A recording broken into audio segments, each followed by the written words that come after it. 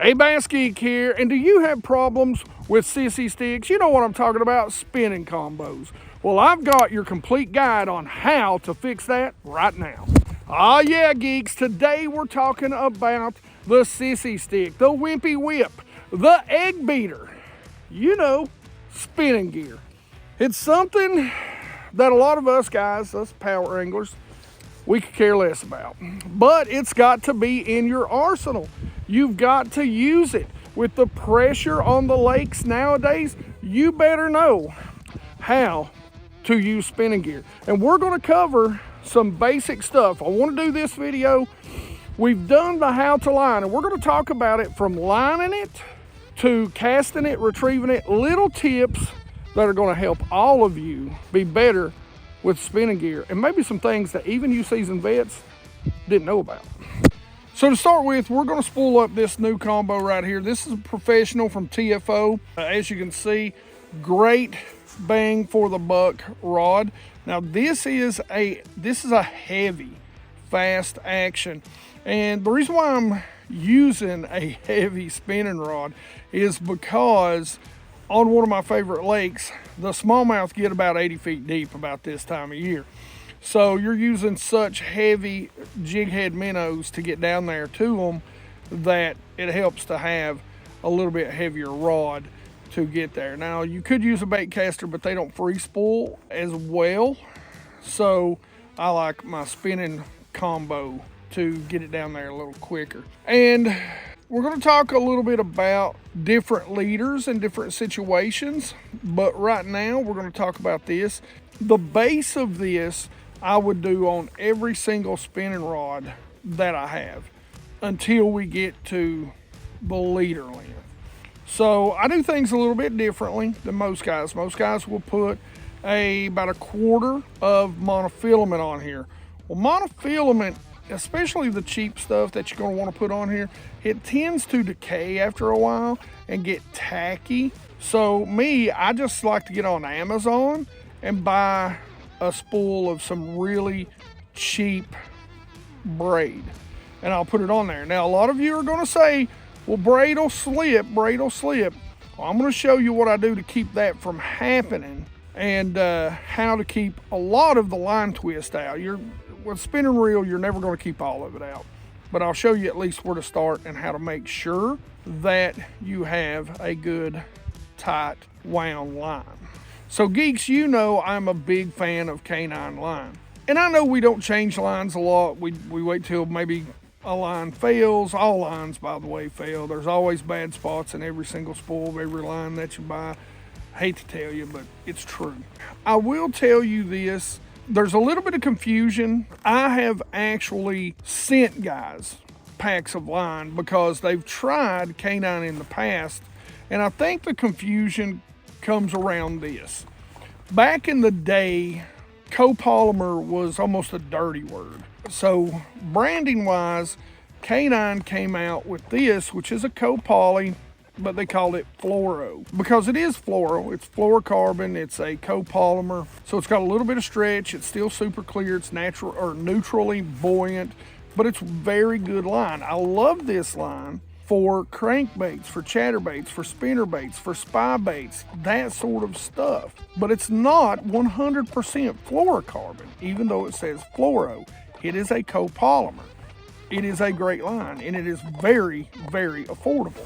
As a matter of fact, a little while back, somebody commented about the line and said only guys that are sponsored by them like it. But I can tell you that's not the truth. And the reason why I know this is because I actually said my comment that I left to that guy that he didn't reply to was that I'll bet you $10 he used the wrong line. He did not use Pro 100, which is 100% fluorocarbon. I would have gladly have sent him a pack out of my own stash to show him how good this line is. Pro 100 is 100% fluorocarbon, so that's the one thing you need to make sure that you know. There's a difference. This is copoly. This is 100% fluorocarbon. I use it all the time. I fish deep, as you heard me talking about. I fish up to 80 feet deep and catch smallmouth bass doing that with this line. So feel ain't a problem. let's talk about braid. And I'm telling you, if you geeks don't try this right here, you're crazy. This is their braid. I love their pink braid because I can actually see it. The Tennessee lakes and the Virginia lakes that I fish during the summer, during the spring, they get this kind of green gold color, the Tennessee River green as we like to call it. And believe it or not, a yellow line can be real hard to see. Not to mention a pink line, much like red, tends to be a little more subtle as that color goes away. It just kind of becomes a little bit of a gray or a whitish, kind of flat white. And I know guys who fish this all the time in the ultra clear water that I fish, and they swear by it on things like spinnerbait, swim jigs, that sort of stuff. Now, I don't have the cojones that my buddy Tim over at Watson's got to do that, but shout out to him. He always helps me out, and shout out to Watson's too, of course.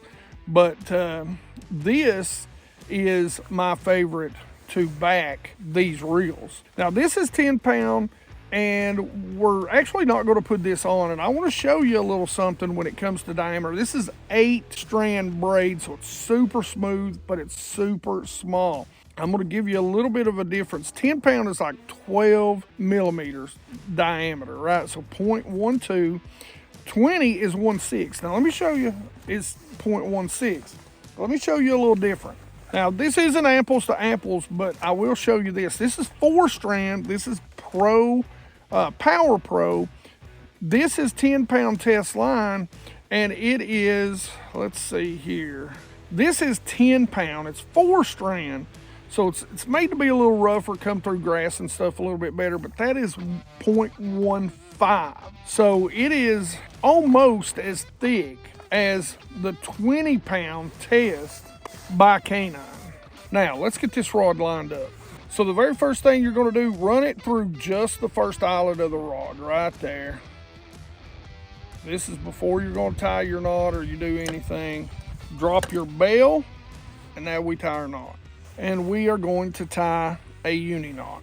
So the uni knot, we're basically going to put the loop around, and then we're just going to make what appears to be a granny knot. We're just going to tie it about 3 times, and then we'll pull it down, and as you can see, we can just cinch that down.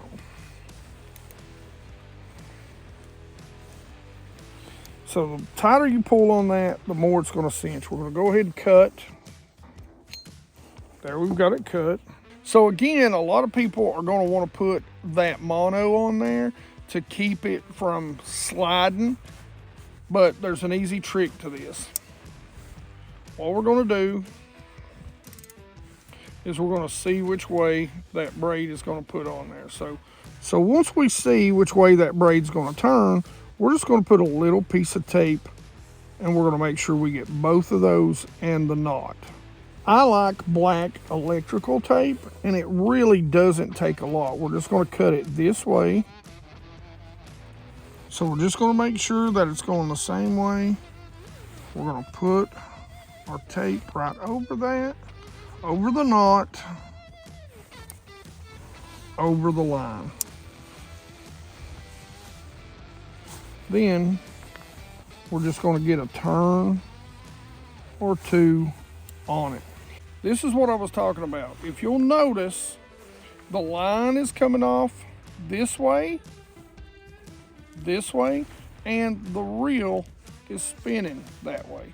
So when it's on both sides, to my left, to your right, so it's working together. That's a huge key to making sure you are not getting any line twist. So what we're going to do now is we're going to pinch the rod. We're going to tighten the drag completely down, as tight as we can possibly get it. Don't over tighten, we don't want to tear nothing up.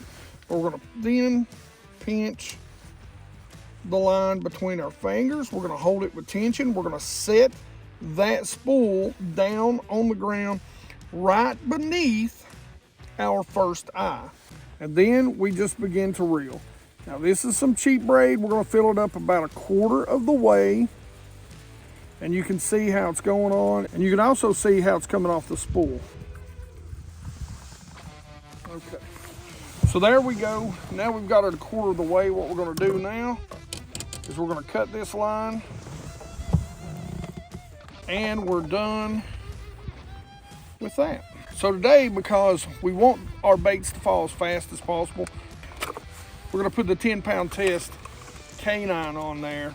So we want a small diameter so these bigger baits can fall quickly.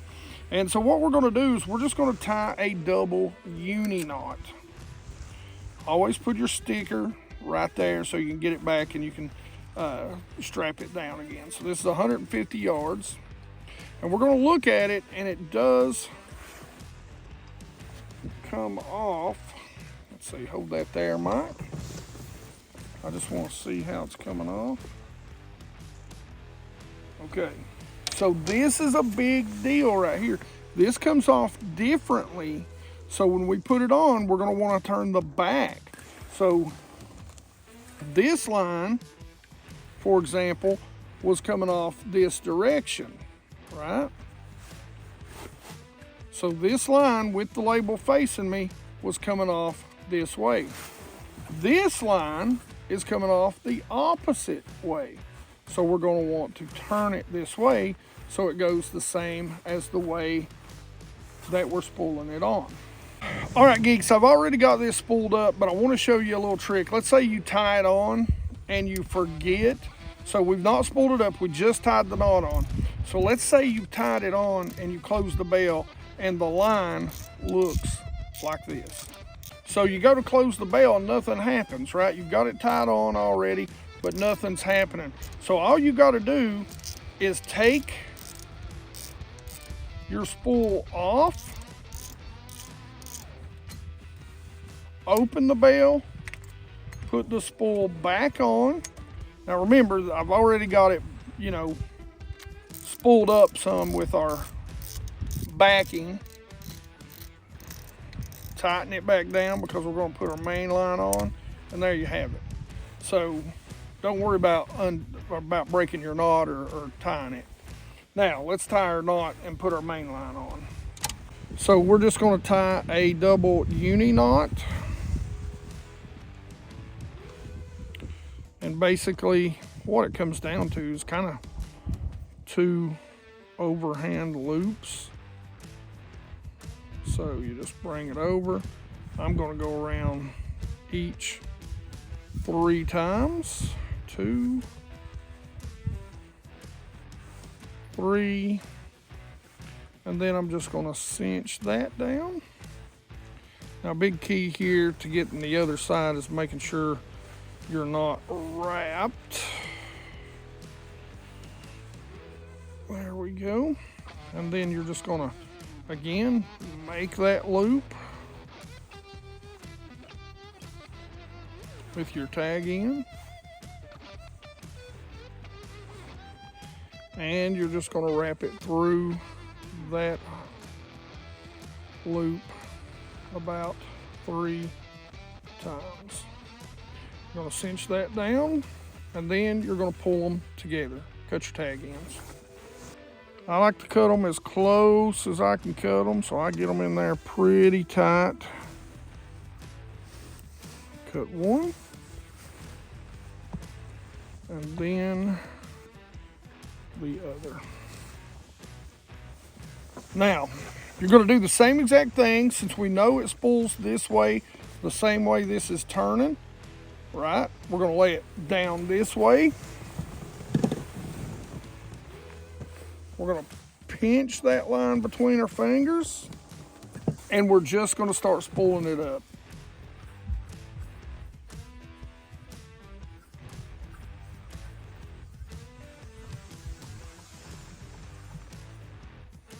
All right, so we went ahead and spooled it to about in between a quarter and full. So, you know, maybe pretty close to full, but not quite full, as you can see. Now we're going to put our leader on. So for our leader, we're going to put 8-pound test on. In the wintertime, I suggest going down to as thin of a line as you can. And like I said, this is another great deal. The diameter on 8-pound test is 0.249, so you can compare that to some of your others. Really good line.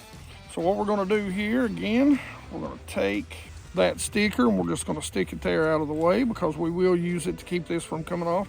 So we're going to look, and again, we know that our spinning rod turns this way when it's faced away from us, so it comes off right where we want it. We'll set it label side up. Now, for me, when I'm on the water, I just tie another double uni knot. Instead of going 3 times, I go about 4 to 5 loops so we make it good and strong. Now, I will say this, geeks, I never go below a 5-foot or an 8-foot leader. Once I get down to 8 foot, especially if I'm going fluorocarbon to braid, I always want at least an 8 foot, because especially tying a double uni, the more you cinch or the harder you pull, the more it cinches down both knots. And I'll show you that here in just a second. So, you know, if you're at home, me, when I'm on the water, this is a good fast knot, which I'm doing a horrible job of it right now.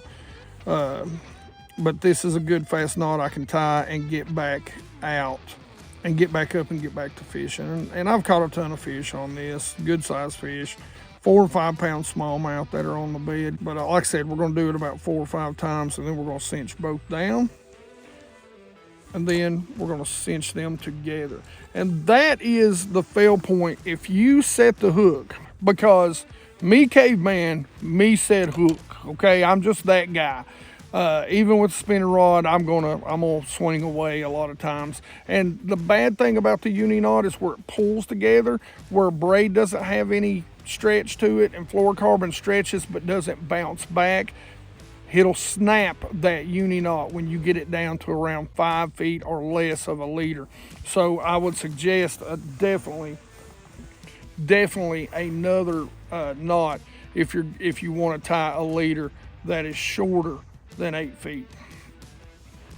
Or just don't be a big dumb caveman like me and set your drag right and lean into them, as the pros say. I sure lean into them about as hard as I can. Now, I will show you a quick and easy way again when you're on the water. Let's say you want 5 feet.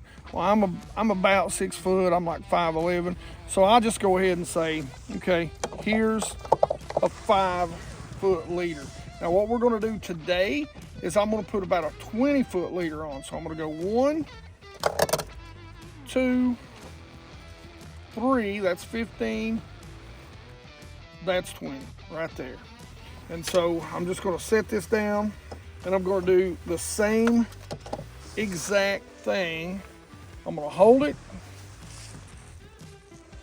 I'm going to put a lot of tension. I'm really pinching that. And there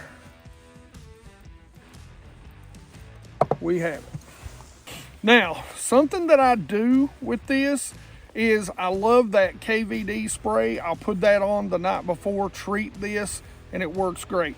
I've already got some other rods tied up here, so I'm going to get to the front. I'm going to show you a couple other things that you need to do and pay attention to when you're casting these reels. Some do's and don'ts when you're casting these spinning reels that'll help keep that line twist down. So we're going to change reels. We've already got this hooked up with the free rig, and what I'm going to do is I'm going to show you a couple things about casting. So we're going to take this out.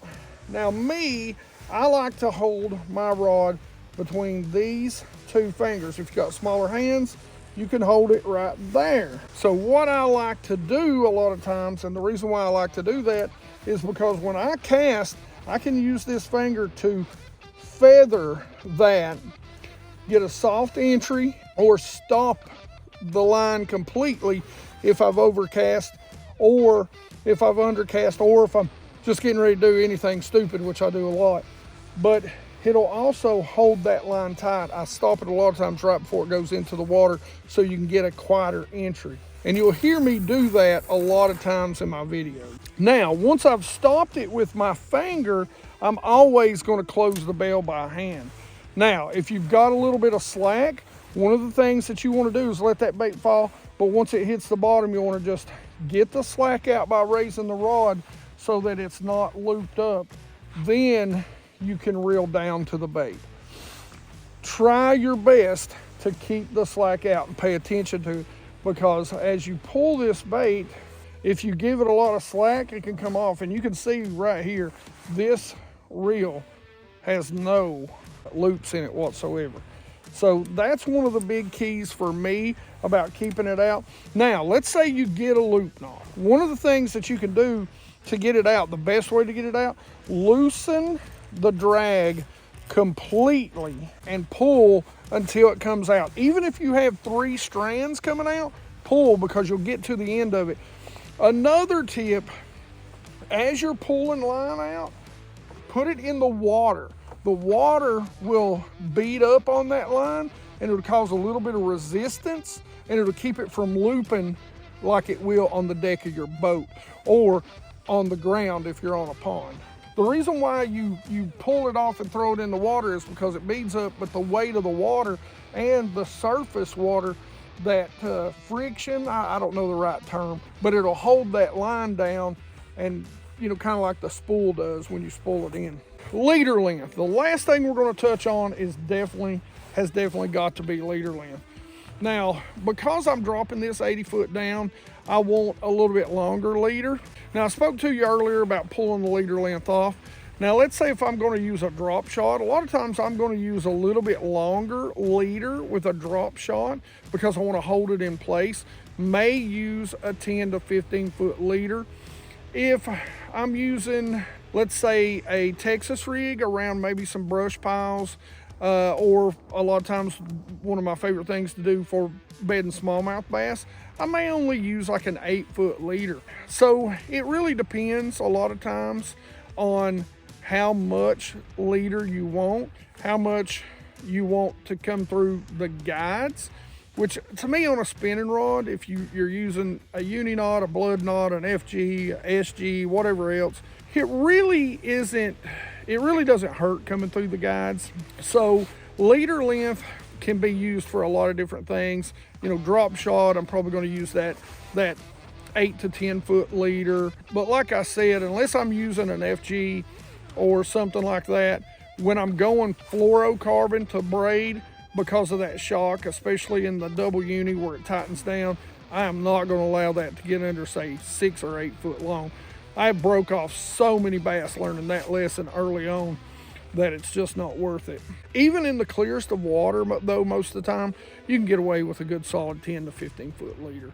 All right, that is everything, I think. I don't think I'm forgetting anything else about keeping line twist out.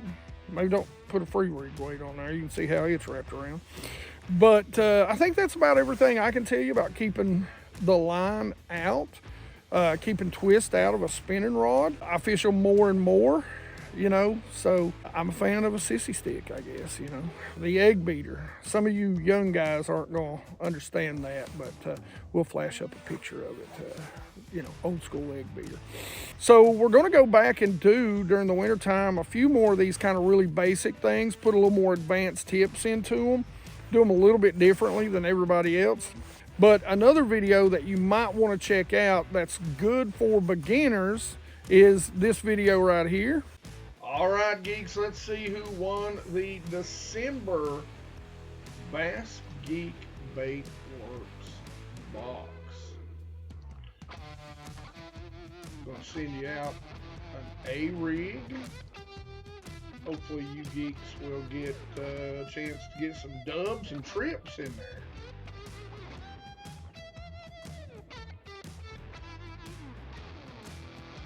Let's hit fetch. Include replies. Allow duplicates. We don't want to allow duplicates. We're just going to do anything goes because we'll be the judge. 94 comments. Let's see who won.